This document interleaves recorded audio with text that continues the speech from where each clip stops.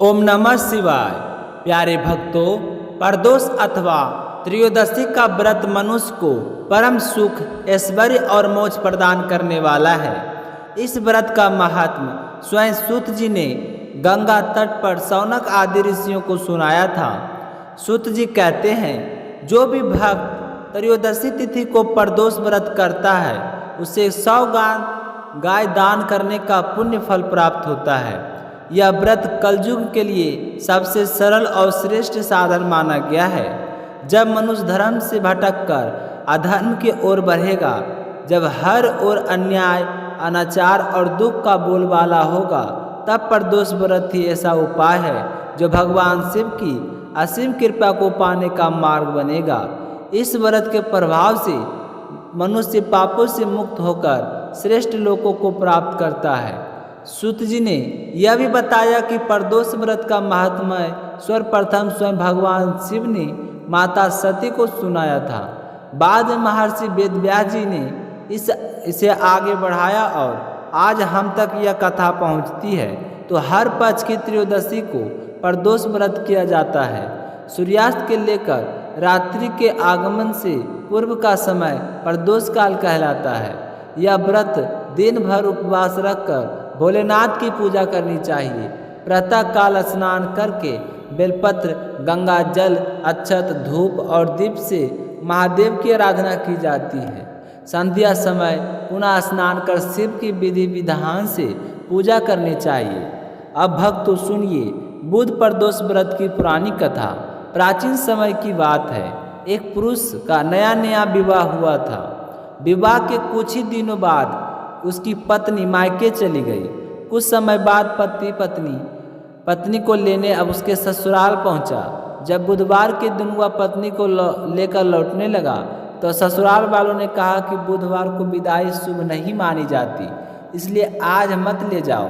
लेकिन वह पुरुष नहीं माना और पत्नी को साथ लेकर घर की ओर चल पड़ा। नगर से बाहर पहुंचने पर पत्नी को प्यास लगी। उसने अपने पति से जल लाने को कहा। पति लोटा लेकर पानी ढूंढने गया। पत्नी वहीं पेड़ के नीचे बैठकर विश्राम करने लगी। कुछ समय बाद जब पति जल लेकर लौटा तो उसने आश्चर्य देखा कि उसकी पत्नी किसी और पुरुष के साथ हंस हंस कर बातें कर रही थी और वही व्यक्ति उसके लोटे से पानी पिला रहा था। पति को क्रोध आया। वह दौड़कर पहुंचा, लेकिन जैसे ही पास आया तो देखा कि वह दूसरा पुरुष बिल्कुल उसी के समान दिखता है। दोनों एक दूसरे की तरह ही प्रतीत हो रहे थे। पत्नी भी यह देखकर विस्मित हो गई कि अब दोनों पुरुष आपस में झगड़ने लगे। भीड़ जुट गई। सैनिक भी आ पहुंचे। सबके सामने यह प्रश्न खड़ा हो गया कि असली पति कौन है। पत्नी किस कर्तव्य मूढ़ हो गई, उसे कुछ समझ नहीं आ रहा था। तब असली पति ने भगवान शिव की शरण ली और प्रार्थना की, हे भोलेनाथ, यह सब मेरी गलती का परिणाम है। मैंने अपने सास ससुर की बात नहीं मानी और बुधवार के दिन पत्नी को विदा कर दिया। हे शिव शंकर, मुझे क्षमा करें। मैं वचन देता हूँ कि आगे से बुधवार को पत्नी की विदाई नहीं करूँगा और श्रद्धापूर्वक बुध प्रदोष व्रत करूँगा, धर्म के मार्ग पर चलूँगा। कृपया हमारी रक्षा कीजिए। भगवान शंकर दयालु हैं। उनकी प्रार्थना सुनते ही वह दूसरा पुरुष अचानक अंतर्ध्यान हो गया। सभी लोग आश्चर्यचकित रह गए। पति पत्नी सकुशल अपने घर लौट आए। उस दिन से उस पुरुष ने नियमपूर्वक बुध प्रदोष व्रत करना प्रारंभ कर दिया। इसलिए भक्तों, प्रत्येक मनुष्य को बुध प्रदोष व्रत अवश्य करना चाहिए।